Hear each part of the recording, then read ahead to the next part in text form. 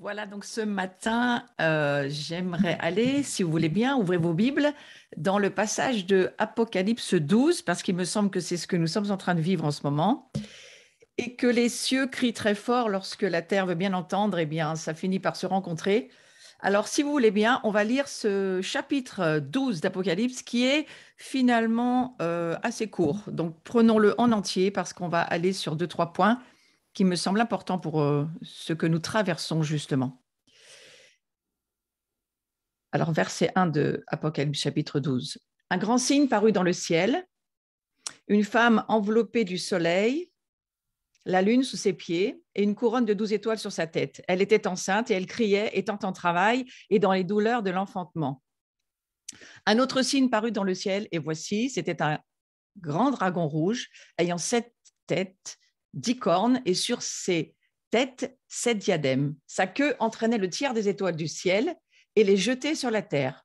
Le dragon se tint devant la femme qui allait enfanter afin de dévorer son enfant lorsqu'elle aurait enfanté. Elle enfanta un fils qui doit paître toutes les nations avec une verge de fer, et son enfant fut enlevé vers Dieu et vers son trône. Et la femme s'enfuit dans le désert où elle avait un lieu préparé par Dieu afin qu'elle y fût nourrie pendant 1260 jours. Il y eut guerre dans le ciel. Michel et ses anges combattirent contre le dragon, et le dragon et ses anges combattirent, mais ils ne furent pas les plus forts, et leur place ne fut plus trouvée dans le ciel.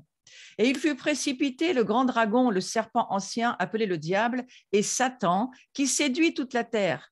Il fut précipité sur la terre et ses anges furent précipités avec lui. Et j'entendis dans le ciel une voix forte qui disait, maintenant le salut est arrivé, et la puissance et le règne de notre Dieu, et l'autorité de son Christ, car il a été précipité, l'accusateur de nos frères, celui qui les accusait devant notre Dieu jour et nuit. Ils l'ont vaincu à cause du sang de l'agneau et à cause de la parole de leur témoignage, et ils n'ont pas aimé leur vie jusqu'à craindre la mort. C'est pourquoi réjouissez-vous, cieux, et vous qui habitez dans les cieux, malheur à la terre et à la mer, car le diable est descendu vers vous, animé d'une grande colère, sachant qu'il a peu de temps. Quand le dragon vit qu'il avait été précipité sur la terre, il poursuivit la femme qui avait enfanté l'enfant mâle. Et les deux ailes du grand aigle furent données à la femme, afin qu'elle s'envolât au désert, vers son lieu, où elle est nourrie un temps, des temps et la moitié d'un temps, loin de la face du serpent. Et de sa bouche, le serpent lança de l'eau comme un fleuve derrière la femme, afin de l'entraîner par le fleuve. Et la terre secourut la femme, et la terre ouvrit sa bouche et engloutit le fleuve que le dragon avait lancé de sa bouche. Et le dragon fut irrité contre la femme, et il s'en alla faire la guerre au reste de sa postérité, à ceux qui gardent les commandements de Dieu et qui ont le témoignage de Jésus.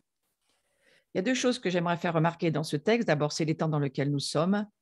Vous pouvez lire un petit peu toute l'histoire de ce qui se passe depuis l'arrivée du Christ, hein, lorsqu'il y a cette femme enveloppée du soleil, la lune sous ses pieds, une couronne sur sa tête, et elle crie, elle est les douleurs de l'enfantement, et puis ensuite l'enfant paraît, le diable essaye de le tuer, vous savez bien que c'est ce qui est arrivé à Jésus, et ensuite, une fois qu'elle a enfanté ce fils, eh bien, qui va faire paix toutes les nations, il s'agit de Jésus bien sûr, eh bien, Satan va venir faire la guerre aux saints. Et on lit au verset 11, c'est ce qui m'intéresse, c'est qui il? Avec un S, c'est de nous dont il s'agit. Ils l'ont vaincu à cause du sang de l'agneau. Tous ceux qui vont avoir la révélation du sang, mais tous ceux qui vont aussi avoir la révélation de l'importance de la parole de leur témoignage. Donc ce matin, les témoignages qui se lèvent, déjà tous ceux qui ont été donnés, parce qu'on a déjà entendu des témoignages ce matin, ne serait-ce que dans la louange, mais aussi dans toutes les déclarations qui sont faites, eh bien, c'est cela qui fait la guerre au diable et c'est cela qui amène la victoire de Christ, parce que c'est à cause de ce sang de Jésus, mais à cause aussi du témoignage que nous donnons du sang de Jésus. Donc, le témoignage que nous devons donner aujourd'hui, c'est le témoignage du sang. Qu'est-ce qu'il a fait ce sang qui nous a donné déjà la victoire au travers du Christ et que nous continuons de déclarer? Le témoignage de Christ, c'est l'esprit de la prophétie. Donc, c'est bien de cela dont il s'agit. Nous entrons dans des prophéties extrêmement puissantes parce que nous allons témoigner de la puissance du sang. Et nous lisons à la fin que, évidemment, Satan, maintenant, est descendu sur la terre en colère. Donc, vous savez, ne participez pas à cette colère, s'il vous plaît. Détachez-vous de cette colère qui pourrait bien monter dans votre cœur. Ce n'est pas très intéressant de participer à cette colère. Et ne vous couchez pas sur cette colère. Quelle qu'elle soit animée par qui que ce soit, ce n'est pas de Dieu, mais du diable. Donc, faites bien attention à la colère qui pourrait monter dans votre vie aujourd'hui. Et en plus, on voit qu'il va faire la guerre, Satan, au reste de la postérité. C'est bien de nous dont il s'agit. Nous sommes un reste, nous terminons un temps, et ce temps que nous portons avec quelques saints, c'est ceux qui gardent les commandements de Dieu et ceux qui ont le témoignage de Jésus. Donc, nous devons saisir ce que signifie. Alors, je vais en très peu de temps, mais je vais balayer, parce que ça sera un sujet qui prendrait des mois, mais je vais balayer. Qu'est-ce que ça veut dire que ce témoignage de Jésus? Je comprends bien que ce n'est pas facile aujourd'hui de donner un témoignage, parce qu'il ne serait peut-être pas positif, notre témoignage. Et puis, si on devait raconter nos vies à l'heure actuelle, je ne suis pas très sûre que ça serait aussi édifiant que cela, finalement. Dans la majorité des cas, nous sommes dans des guerres, des luttes, des conflits, et nous ne sommes pas toujours sûrs d'avoir déjà la victoire, bien que nous savons que nous avons la victoire. Mais avant de la déclarer, il faut qu'elle soit effective sur la terre. La plupart de nos vies ne sont pas dans des victoires effectives pour le moment. Mais ce n'est pas de cela dont il s'agit dans ce texte. Il s'agit simplement d'avoir et de comprendre que Dieu nous demande une chose, c'est de témoigner du sang de son Fils. Alors, on va lire le psaume 107 au verset 2. Voilà ce que ce psaume nous dit. Qu'ainsi disent les rachetés de l'Éternel, ceux qu'il a délivrés de la main de l'ennemi. C'est de ce reste-là dont il s'agit. Le reste, c'est ceux qui savent qu'ils sont rachetés, ils ont la révélation de leur salut, et ils ne font pas rien avec cette révélation, ils la disent. Donc, cette proclamation de la Bible, elle fait partie de celle qui se rapporte à ce que le sang de Jésus a fait pour nous en tant que véritables croyants authentiques. Je vais aller sur Éphésiens chapitre 1, verset 7, qui dit ceci. En lui, nous avons la rédemption par son sang, la rémission des péchés selon la richesse de sa grâce. Ça, c'est un verset qui témoigne de la puissance du sang, du témoignage du sang du Christ aujourd'hui. En lui, d'abord, il faut demeurer en lui. Ce verset, il s'adresse à ceux qui savent qu'ils sont en Christ. Il faut déjà la révélation de sa nouvelle naissance, de qui nous sommes en Christ. Mais pas seulement. En lui, ça ne suffit pas d'être en lui. Il faut que nous ayons, ça c'est pas ce que nous sommes, mais ce que nous ayons, c'est la rédemption par son sang. Nous avons la rédemption par son sang seulement si nous avons la rémission des péchés. C'est-à-dire que, en gros, je vais vous le dire en français courant, il faut que nous ayons la révélation et que nous marchions dans l'esprit de la repentance dont il était question tout à l'heure. Cette repentance, pourquoi? Parce qu'au travers des péchés que nous voyons dans nos vies, il faut les confesser de façon à ce que notre rédemption soit effective. Si nos péchés ne sont pas pardonnés, si nous n'avons pas confessé nos péchés, si nous ne vivons pas dans la repentance en continuel, dans un style de vie, la rédemption par le sang de Jésus ne va pas être complète. Alors, c'est attention, ce verset qui nous parle de ce que nous possédons par le sang de Jésus lorsque nous sommes en Christ. Attention, si nous sommes en dehors de Christ, ce verset n'a aucune valeur. Donc, pour être des chrétiens authentiques, il faut saisir qu'est-ce que ça signifie rédemption. Rédemption, ça signifie le rachat ou bien le paiement d'une rançon. Vous savez, lorsque vous payez pour acheter quelque chose, eh bien, ça vous appartient. Et nous étions auparavant dans les mains du diable lorsque nous n'appartenions pas à Jésus. Mais Jésus, lui, il a payé le prix par la rançon, par son sang. Le prix de la rançon pour ta vie a été payé par le sang du Christ. Maintenant que tu sais cela, si tu es né à nouveau, cette parole doit devenir ton témoignage. Et c'est le témoignage de la révélation de ta rédemption par la rançon du sang de Jésus qui va donner de la puissance dans cette fin des temps et qui va vaincre Satan. Ça s'appelle le témoignage de Christ, l'esprit de la prophétie. Ils l'ont vaincu à cause du sang de l'agneau et à cause de la parole de leur témoignage du sang du prix de la rançon que Jésus a payé pour ta rédemption. Donc, c'est un témoignage personnel. Nous venons de lire ce verset qui nous dit que nous avons cette rédemption par la rémission de nos péchés selon la richesse de sa grâce. Donc, cette grâce nous est accordée si nous vivons dans un style de vie où nous confessons nos péchés, nous continuons à nous repentir. Nous ne pouvons pas nous repentir de ce que nous ne voyons pas, mais nous sommes responsables de nous repentir de ce que le Saint-Esprit nous montre chaque jour. Comment est-ce qu'on va témoigner personnellement? Qu'est-ce que ça veut dire le témoignage? Alors, on a un petit modèle, un protocole dans l'Ancien Testament qui est pas très compliqué à comprendre. Je vais vous l'expliquer pour que vous saisissiez l'importance de la parole du témoignage. Lorsque dans l'Ancien Testament, on parlait de la façon dont on couvrait les péchés, eh bien, ça se faisait avec l'hysope. Le sacrificateur, il prenait l'hysope, c'est-à-dire c'est une branche d'un arbuste très courant en Israël, et puis il le trempait, cette branche, dans le sang, et il aspergeait au travers de cette branche ce qui devait être aspergé. Eh bien, voyez-vous, ce que je comprends être l'hysope pour moi, aujourd'hui, pas besoin, le sang de Jésus a déjà coulé une fois pour toutes et on ne va pas refaire des sacrifices de sang, certainement pas, il n'y en a plus besoin. Un a suffi, celui du Christ. Mais qu'est-ce que ça veut dire pour nous, cela, l'hysope qu'il faut tremper dans le sang? Eh bien, ça veut dire que je garde mon hysope à la main, c'est-à-dire que je garde dans ma bouche le témoignage de la puissance du sang de Jésus. Or, nous savons que dans 1 Corinthiens chapitre 5, verset 7, c'est Paul qui relie la Pâque de l'Ancien Testament, ce dont je vous parle, quand le grand sacrificateur prenait cette branche et aspergeait l'autel, le Saint des Saints, 7 fois il tournait autour de l'autel et il aspergeait l'autel. Tout ce protocole de l'Ancien Testament qui ne se fait plus aujourd'hui parce qu'il n'y a plus besoin, Paul va le relier dans ce passage de 1 Corinthiens chapitre 5, verset 7. Car Christ, le Messie, notre Pâque, a été immolé pour nous. Donc la Pâque s'assimile clairement au sacrifice de Jésus sur la croix. On peut dire que l'agneau pascal, il a été tué il y a plus de 20 siècles, et que son sang dans le récipient, qu'est-ce qui se passe? Il est toujours là. Ce sang dans ce récipient, il crie toujours et il crie éternellement et il criera éternellement. Miséricorde, miséricorde pour ceux qui confessent leurs péchés. C'est un sang qui crie miséricorde dans le ciel. Et nous triomphons de Satan lorsque nous rendons personnellement témoignage de l'efficacité du sang de Jésus sur nous. Lorsque nous allons vous dire, eh bien, quel témoignage avez-vous à donner de votre vie? Le premier témoignage que vous devez donner, c'est votre rachat, votre rédemption. Il est mort pour mes péchés. Il a donné son sang pour moi. Je sais qu'il y a une banque de sang ouverte 24 heures sur 24 dans les cieux. Et ce sang du Christ est toujours là pour moi.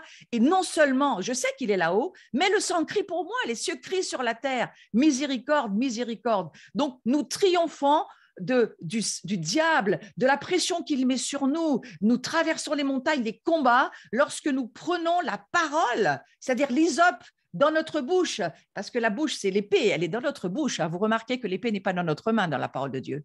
L'épée, elle est dans la bouche. Pourquoi? Parce que c'est la puissance de la parole qui amène la victoire. Et sous l'Ancienne Alliance, on utilisait l'hysope, mais sous la Nouvelle Alliance, c'est notre témoignage personnel qui prend le sang qui est dans le récipient, dans les cieux, et qui l'applique sur nos maisons, sur nos vies, sur tout ce que nous traversons, et nous prenons ce sang et nous l'appliquons. Et ce sang, il parle, et je vais vous le lire dans Hébreux chapitre 12, versets 22-24.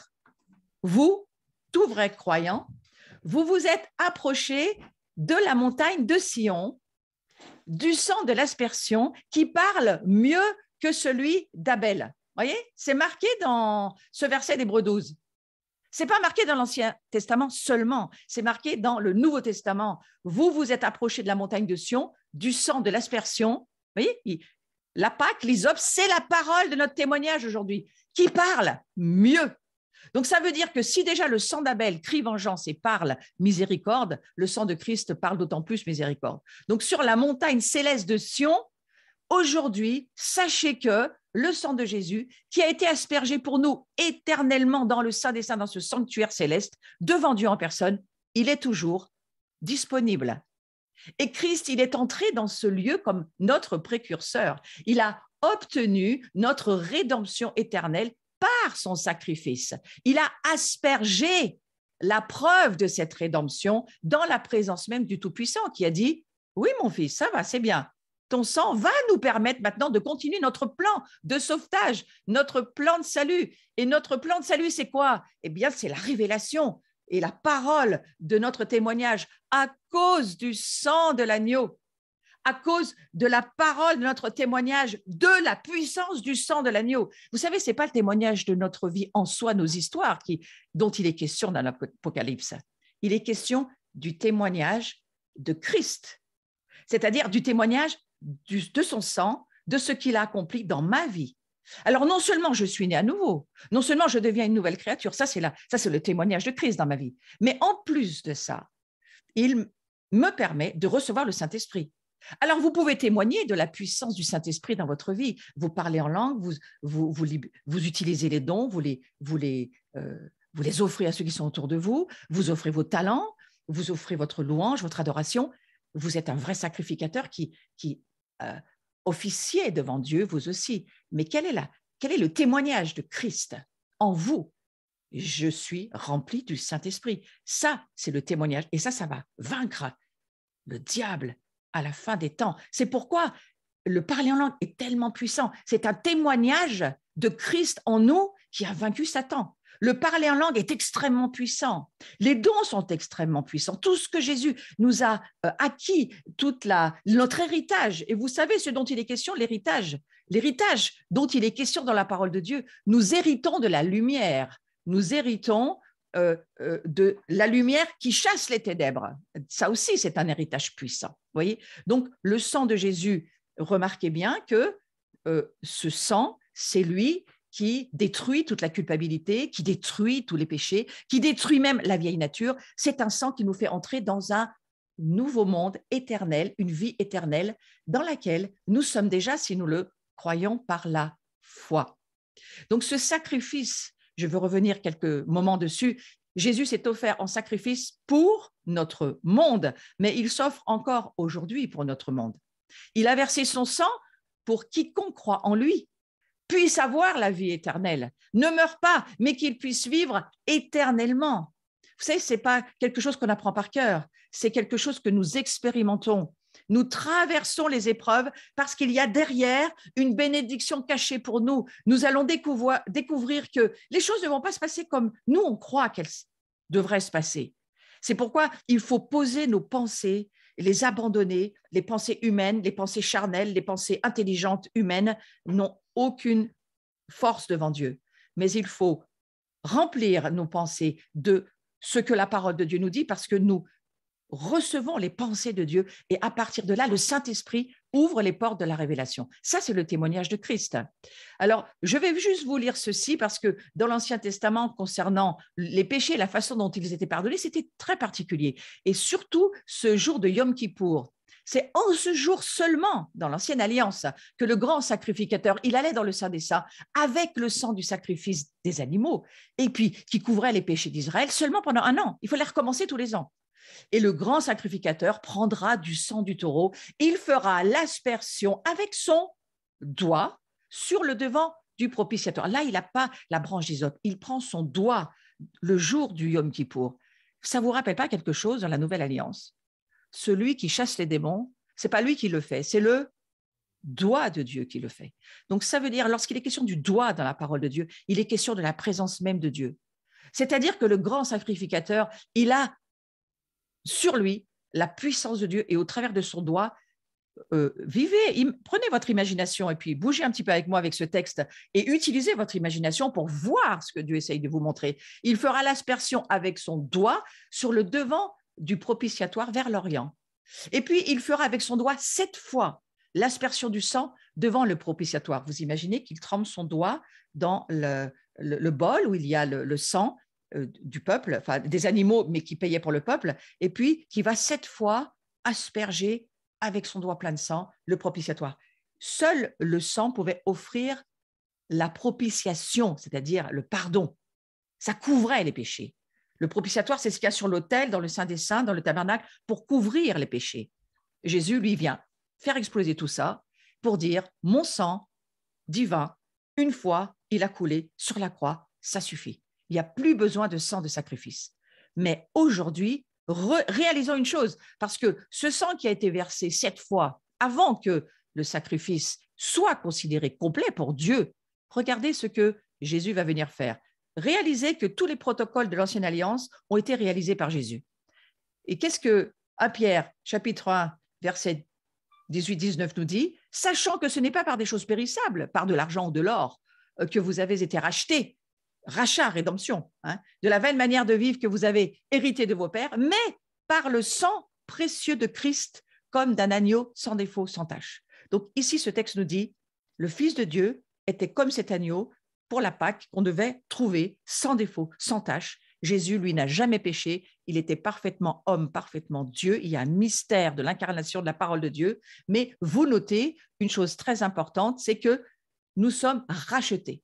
Et si nous n'avons pas saisi que nous sommes rachetés, nous ne pouvons pas témoigner de la puissance du sang. Donc, il y a cette révélation que nous avons besoin de recevoir. C'est uniquement par son sang que nous sommes rachetés, nos péchés sont pardonnés, notre nature même est échangée à la croix. Nous n'avons plus notre vieille nature, nous avons une nouvelle nature dans laquelle il faut apprendre à marcher. Et pour pouvoir marcher et traverser au travers de notre condition humaine, dans notre la nouvelle créature que nous sommes, dans la nouvelle création, comment pouvons-nous le faire?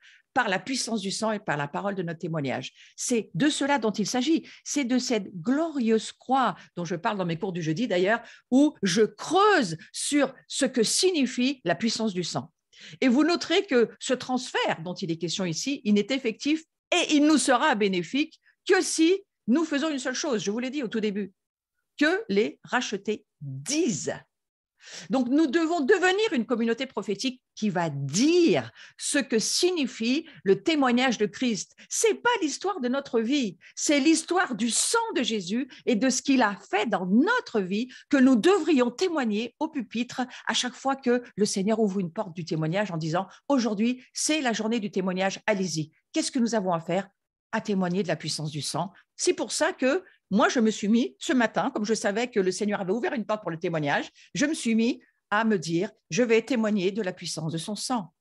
Et le psaume 91, il a été nommé le psaume de l'ère atomique. Vous savez, on l'a beaucoup utilisé pour la Covid. Pendant le confinement, beaucoup d'églises sont parties avec ce psaume atomique parce que c'est un psaume extrêmement puissant, mais je vais vous expliquer pourquoi. Parce qu'il exprime une protection parfaite contre toute espèce de mal, de danger, de danger parce qu'on n'a pas fini d'en traverser, des montagnes, on n'a pas fini d'en traverser non plus.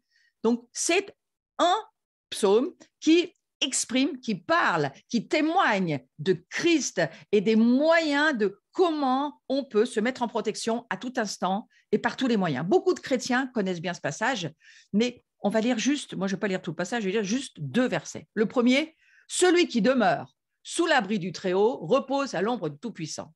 Bon, vous pouvez le savoir par cœur, mais si vous n'avez pas la révélation du verset, si ce verset ne vous a pas ouvert un portail qui passe au travers de la chair de Christ et qui vous fait rentrer au travers du sang dans la présence de Dieu, ce verset ne vous est d'aucune utilité, ça reste un verset. Qu'est-ce que ça veut dire le mot demeurer? Demeurer, ça veut dire passer la nuit. Donc c'est un verset qui veut dire demeurer, ce mot, ça veut dire que, en fait, il est fréquemment utilisé pour décrire le fait de passer du temps dans ce qui est la nuit, c'est-à-dire les heures d'obscurité, les heures difficiles, les heures dans lesquelles nous entrons, les heures de tribulation, les heures de pandémie, les heures de désespoir, les heures de mort. On va avoir beaucoup de tribulations pour entrer dans le royaume de Dieu. Ce n'est pas moi qui le dis, c'est la Bible. Donc, pour rester sous l'ombre du Tout-Puissant, qu'est-ce qu'il va falloir faire? On était sur le verset 1. Maintenant, on va passer au verset 2. Je dis à l'Éternel, mon refuge, ma forteresse, mon Dieu en qui je me confie. Vous avez ici la clé. La clé. Tu vas aller me chercher la clé, là. Je vais juste montrer, parce que voilà ce que le Seigneur m'a donné en début d'année. Le trousseau à gauche, là, une sœur en Christ, prophète, m'a offert cela. Et si j'arrive à vous le montrer, ça serait bien. Je ne sais pas si vous allez arriver à le voir. Si, vous allez arriver à le voir. Vous voyez, m'a offert cela. Et celle-ci est particulièrement grosse. Vous voyez. Et elle m'a dit, je ne sais pas si vous arrivez à voir bien comme il faut. Si, voilà. Elle m'a dit, merci beaucoup Isabelle, elle m'a dit, ce trousseau, c'est pour toi cette année. Je dis, Seigneur, montre-moi, c'est quoi cette clé, la grosse là, la grosse clé. Et il m'a dit, ça va être la puissance de la bouche. Et le diable va vouloir faire taire l'Église. Le diable va vouloir intimider l'Église. Le diable va vouloir faire qu'elle ne parle pas et qu'elle n'ait pas envie de rentrer dans l'obéissance. Ah, je vais y aller dans 2 minutes sur ce mot obéissance. Donc, ce mot demeurer, ça veut dire vous allez passer la nuit. Si vous dites à l'Éternel, mon refuge, ma forteresse, mon Dieu en qui je me confie, vous ouvrez, vous proclamez cette parole dans vos maisons, vous proclamez cette parole là où vous êtes, sur vos lieux de travail, vous proclamez cette parole à l'hôpital. Moi, quand je suis allée pour me faire opérer et qu'on me coupait, on va dire, mon os en deux, je peux vous dire que moi, je l'ai dit à l'Éternel. J'ai dit, tu te débrouilles, mais moi, je vais remarcher, n'est-ce pas? Donc, qui sait, à part Dieu, ce qui va vous arriver? Donc, voici l'antichambre, le hall d'entrée de la protection plénière se trouve ici. C'est votre témoignage. C'est quoi votre témoignage? Je dis à Dieu, je dis au diable, je dis aux gens qui sont autour de moi, mon refuge, ma forteresse, mon Dieu, en qui je me confie. Oui, certains ont traversé le Covid et sont morts dans leur chair. Ils sont morts en disant ce verset. Mais ils sont traversés la vallée de l'ombre de la mort pour ressusciter dans le royaume de Dieu avec cette parole. Et ça n'a pas enlevé la foi pour ceux qui étaient autour, parce qu'ils savaient ce qui se produisait dans le monde de l'esprit. Donc, voilà notre témoignage. Et si, à la lumière de cette confession que nous venons de faire, nous devons comprendre ce que le sang de Jésus a fait pour nous, je vous en ai parlé, la rédemption et la rémission des péchés. Je vous redis, pas de rédemption si la rémission des péchés, tous les péchés, et c'est un style de vie, doivent être confessés et amenés sous le sang, parce qu'il est clair que Dieu ne pourra jamais oindre ce que le sang ne couvre pas. Donc, vous n'aurez jamais d'onction sur votre vie si votre vie n'est pas couverte par le sang. Ça s'appelle la repentance et ça s'appelle le pardon des péchés. Mais maintenant, attention, on doit comprendre une chose. Ce que le sang de Jésus a fait pour nous, c'est très bien de le comprendre, mais ça ne sert à rien. Si vous en faites rien, ça ne sert à rien. On doit ensuite le retirer de la banque du sang dans les cieux et le déposer dans notre vie. Et je viens de vous dire comment il fallait faire. Mais je vais retourner sur quelque chose que je trouvais très intéressant. Dans chaque famille, dans l'Ancienne Alliance, on trouve ce passage dans Exode 12, je ne vais pas vous le lire, je vais juste vous le commenter, c'est l'histoire de la cérémonie de la Pâque, et dans chaque famille, le père devait tuer un agneau, donc le sacrifice qu'il était, recueillir son sang dans un récipient, et cet acte d'ailleurs démontre l'immense responsabilité des pères en tant que prêtres de leur famille. Bon, il y a des mères aussi aujourd'hui. Le sang ne protégeait cependant aucune famille israélite tant qu'il se trouvait dans le récipient.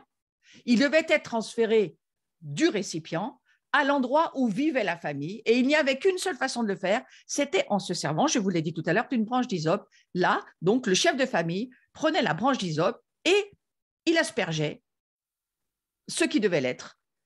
Et c'est une plante, en fait, ce bouquet d'hysope, c'est une plante. Et lui, ce qu'il a fait, le père de famille, eh bien, il allait marquer les linteaux de la maison, vous connaissez l'histoire de la Pâque, et il marquait sa maison du sang de façon à ce que lorsque l'ennemi passerait, les maisons ne seraient pas touchées. C'est extrêmement parlant pour nous aujourd'hui. Remarquez que la pandémie, en 2019, a commencé pratiquement autour de la fête de Pâques. C'était quand même un signe pour nous de comprendre quelque chose. Ça voulait dire, revenez à la révélation de la Pâque. Revenez à ce que ça signifie pour vous. Revenez à ce qu'il va falloir que vous fassiez vis-à-vis de votre vie pour traverser les montagnes d'aujourd'hui. Réalisez que si vous ne le faites pas, personne ne le fera pour vous parce que Jésus, lui, il est dans les cieux. Et que pour asperger votre maison par la parole de votre témoignage, il n'y a que vous. Si dans votre maison, jamais le témoignage de Christ n'est déclaré, si jamais vous parlez dans votre maison, vous levez des louanges dans vos maisons, si c'est jamais fait, il ne se passe rien. Parce que comme le père de famille devait transférer le sang du récipient de l'agneau qui venait de tuer, de sacrifier, pour mettre sur les linteaux de sa maison, et peut-être même qu'il aspergeait beaucoup d'autres choses, parce que vous savez, moi je pense qu'il devait tous trembler quand même, eh bien, il vaut mieux en mettre trop que pas assez. Mais voilà, tant que ce n'était pas fait, ça ne servait à rien. Du reste, il fallait jamais asperger le seuil. Jamais. On ne marche jamais sur le sang. J'espère que vous comprenez ce que ça veut dire.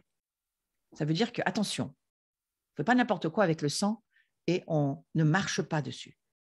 Voilà, ça veut dire on ne piétine pas, on ne salit pas, on ne souille pas le sang de Christ.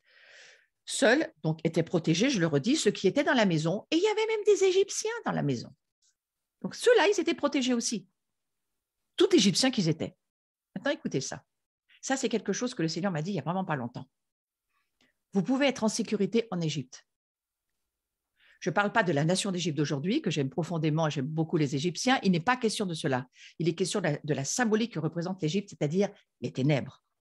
Vous pouvez être en sécurité dans les ténèbres. Ça va vous apprendre quoi? Que vous n'êtes pas les ténèbres, que vous brillez dans les ténèbres et qu'il y a la puissance dans les ténèbres, parce que la lumière brille d'autant plus qu'il fait noir. Donc, plus il va faire noir, plus vous avez la chance, le privilège, la faveur de briller. Un petit conseil, éliminez le péché. Je ne vais pas y rester trop longtemps parce que je vais être courte, mais le péché, attention, c'est très important. Il faut vraiment que vous compreniez. Faites disparaître le vieux levain. Je vous lis 1 Corinthiens 5, versets 7 et 8. Faites disparaître le péché. Le vieux levain, c'est le péché. Afin que vous soyez une pâte nouvelle, puisque vous êtes sans levain, il s'agit du péché ici, car Christ, notre Pâque, a été immolé. Célébrons donc la fête, non avec du vieux levain, mais avec un levain non avec un levain de malice et de méchanceté, mais avec les pains sans levain de la pureté et de la vérité. Vous voyez, la Pâque est toujours vraie pour nous. Ce n'est pas une vieille célébration qui ne veut plus rien dire, mais aujourd'hui, elle est accomplie au travers du sacrifice de Jésus. Et donc, chaque famille juive devait se débarrasser du levain pendant 7 jours consécutifs. Et vous avez vu qu'il y avait 7 aspersions sur l'autel. 7 fois, le sang devait être marqué par le doigt du prêtre, du grand sacrificateur. Donc, c'est important de comprendre cela. Maintenant, encore une petite chose. La purification. Nous sommes dans une saison, un nouvel âge où Dieu nous dit « Tu ne peux plus avancer sans purification. Il faut que tu prennes au sérieux la pureté, parce que mon reste, il est saint. Moi, je suis saint. Je vais chercher une épouse sainte, propre, pas souillée. » Ça veut dire que chaque fois que nous péchons, frères et sœurs, et nous connaissons la parole de Dieu, et que nous péchons face à la parole de Dieu, nous devons demander pardon pour nos péchés, vivre dans la repentance, amener ces péchés. En termes de parole d'un témoignage, demander au sang de Jésus de pardonner nos péchés et d'avoir une réelle repentance et de chasser les démons s'il le faut, parce que parfois c'est ce qu'il faut.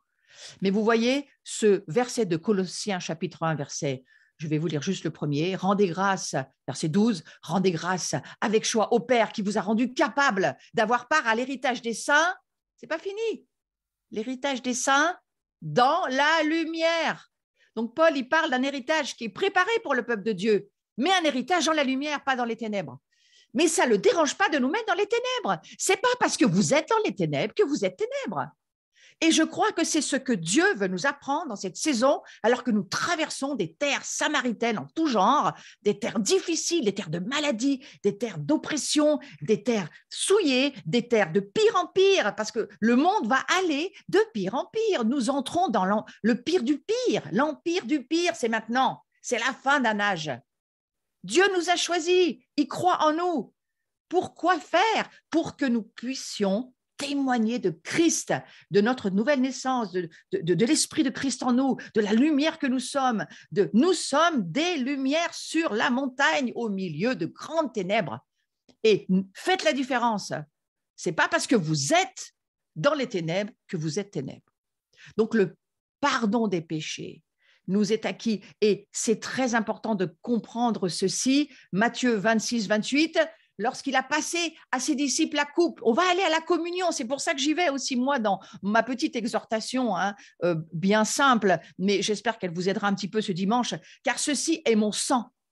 Jésus va dire, il va passer, lorsqu'il va faire le sédère avec ses disciples, le repas de la Pâque, il va dire ceci, c'est repris dans Matthieu 26, 28, ceci est mon sang, le sang de l'alliance, c'est-à-dire du testament, le Nouveau Testament, l'héritage, ce que je vous donne à vous, mon reste, qui est répandu pour plusieurs. Il n'a pas dit pour tout le monde, il a dit pour plusieurs. Et ça ne marchera pas pour ceux qui ne se purifient pas continuellement, ça ne marchera pas pour ceux qui vivent avec leurs péchés, ça ne marchera pas pour ceux qui ne veulent pas vivre dans la pureté, ça ne marchera pas. Mais je reprends ce verset parce qu'il est très important. Ceci est mon sang, le sang de l'alliance, qui est répandu, c'est au présent, c'est un présent continu éternel, qui est répandu pour plusieurs, pour la rémission. Rémission, ça veut dire le pardon des péchés. C'est encore vrai pour aujourd'hui, parce que nous péchons tous encore. Mais Jésus, il a pourvu. Le Père a dit, on a réglé pour eux la facture. Il n'y a pas de condamnation pour eux. mais il faut qu'ils marchent dans un style de vie, de repentance, de pardon, de réaliser. Il n'y a rien qu'ils vont arriver à faire tout seuls par eux-mêmes. Puisqu'ils ne sont pas très, très sûrs, on va laisser continuer les pressions se faire jusqu'à ce qu'ils comprennent. C'est exactement ce qu'a vécu l'histoire du peuple hébreu dans le désert. Ils ont traversé, ils auraient pu traverser en quelques jours. Dieu a dit non, il va falloir que ça fasse un certain nombre d'années, beaucoup plus que ça, 40 ans et encore plus. Pourquoi? Parce qu'il faut qu'ils comprennent, que la révélation vienne. 2 sont passés avec la 2e génération. Faites-en partie, frères et sœurs. Donc ce principe, il est très important. Écoutez-moi bien, je vais terminer avec ça, mais c'est un principe très, très lourd. Le sang de Jésus ne protège que ceux qui obéissent. C'est pourquoi le Seigneur dira, entends ma voix. C'est bien si ton pasteur, ton église, ton mouvement dit la même chose que moi, mais ce n'est pas ton pasteur ni ton église qui dirige ta vie, c'est ma voix. Si ma voix, tu l'entends, tu dois entendre la même chose que ton pasteur, ce qu'il entend. Et si vous lisez le même livre et connaissez le même Dieu, il n'y aurait pas trop de soucis, ça devrait faire. Ouais. Les ministères entendent tous la voix de Dieu. Tous ceux qui sont là pour édifier l'Église doivent entendre la voix de Dieu. Si nous n'entendons pas la voix de Dieu, retirons-nous et surtout, ne disons pas que nous sommes un ministère. Apprenons, continuons à rester un disciple en apprentissage, n'est-ce pas? Mais nous sommes tous appelés à entendre la voix de Dieu. Et il y a une crainte de Dieu qui va tomber sur le peuple de Dieu parce que le sang ne protège que ceux qui obéissent. Le sang doit couvrir les péchés de nos vies en entier. Et Dieu ne oindra, ne mettra son onction, sa puissance, que ceux que le sang couvre.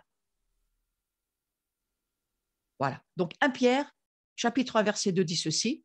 C'est Pierre qui salue les pèlerins de la dispersion. En grec, c'est les pèlerins de la diaspora. Il s'adresse spécifiquement aux Juifs hors d'Israël. Et voilà ce qu'il leur dit. Il leur dit qui étaient élus, vous étiez choisis selon la préscience de Dieu le Père, par la sanctification de l'Esprit, afin qu'ils deviennent obéissants et qu'ils participent à l'aspersion du sang de Jésus. Il n'y a pas d'aspersion du sang si vous êtes désobéissants, mes frères et mes sœurs. L'obéissance, c'est de faire ce que Dieu vous dit et d'obéir à sa parole, à ce qu'il vous demande dans sa parole et à obéir à la communauté à laquelle vous appartient quand il y a une voix collective prophétique qui est déclarée. Notez que l'obéissance vient avant l'aspersion. Le sang n'est aspergé que sur les gens obéissants. Le sang n'est absolument pas aspergé sur les désobéissants. Il ne protège pas ceux qui étaient hors des maisons pendant la Pâque, du temps de la Pâque dans l'Ancienne Alliance. Ceux qui étaient hors des maisons, ceux qui étaient hors des communautés, hors des œuvres à laquelle Dieu les avait assignés, ceux qui étaient hors des endroits, aujourd'hui, ceux qui sont hors des endroits, seuls, flottants, dans les airs, parfois dans les clouds, on ne sait pas à quelle communauté se rattacher, le sang ne couvre pas, frères et sœurs. Je suis désolée de vous le dire, mais c'est dans l'Écriture. Donc, aujourd'hui, je vous demande une chose, mettez votre cœur en alignement avec la parole de Dieu et ce que Dieu nous dit dans l'Écriture, que ce soit l'Ancienne Alliance ou la Nouvelle Alliance, c'est exactement la même chose. Il nous faut juste la révélation par le Saint-Esprit, que c'est Jésus qui a tout accompli par son sang et que c'est à cause de son sang, à cause du sang de l'agneau, à cause de la parole de notre témoignage. Mais notre témoignage doit être dans la bonne maison, au bon endroit, au bon moment, avec les bonnes personnes. Là où Dieu nous a dit que nous devions être et appartenir.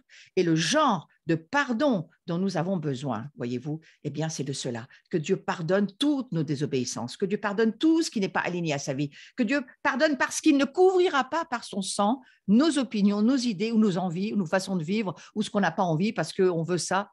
Ça ne fonctionne pas. Donc, heureux, je vais finir avec ce psaume 32, versets 1 et 2. Heureux, c'est-à-dire béni, bénédiction à celui à qui la transgression est remise, à qui le péché est pardonné. Heureux l'homme à qui l'Éternel n'impute pas d'iniquité et dans l'esprit duquel il n'y a pas de fraude. En langue hébraïque, ce psaume, ça veut dire, ça commence par un pluriel, ce n'est pas du tout heureux, c'est bénédiction au pluriel. Ô combien de bénédictions pour celui à qui Jésus a remis la transgression, à qui le sang fonctionne. Le sang, c'est une banque ouverte 24 heures sur 24 dans les cieux. Et par la foi et la grâce qui nous est proposée, la foi qui est en nous, prend cette grâce et la témoigne et la parle. Et à partir de là, vous avez la victoire en Jésus. Donc, je vous souhaite un très, très heureux dimanche de ce 30 janvier. Nous terminons ce premier mois de l'année. Nous allons rentrer dans d'autres prémices le mois prochain et je vous souhaite non seulement que votre vie soit remplie de bénédictions, mais que le sang couvre toute votre maison, couvre votre esprit, votre âme, votre corps, vos ressources. Ne volez pas Dieu, donnez à Dieu ce qui lui revient et à César ce qui lui revient. Et ceci provoquera de nombreuses bénédictions sur votre vie. Et je prie que ce sang devienne pour vous une révélation que votre bouche doit déclarer cette année. Le témoignage du Fils dans la maison cette année, c'est le témoignage de Christ, c'est-à-dire le témoignage de la puissance de son sang sur nous tous. Amen.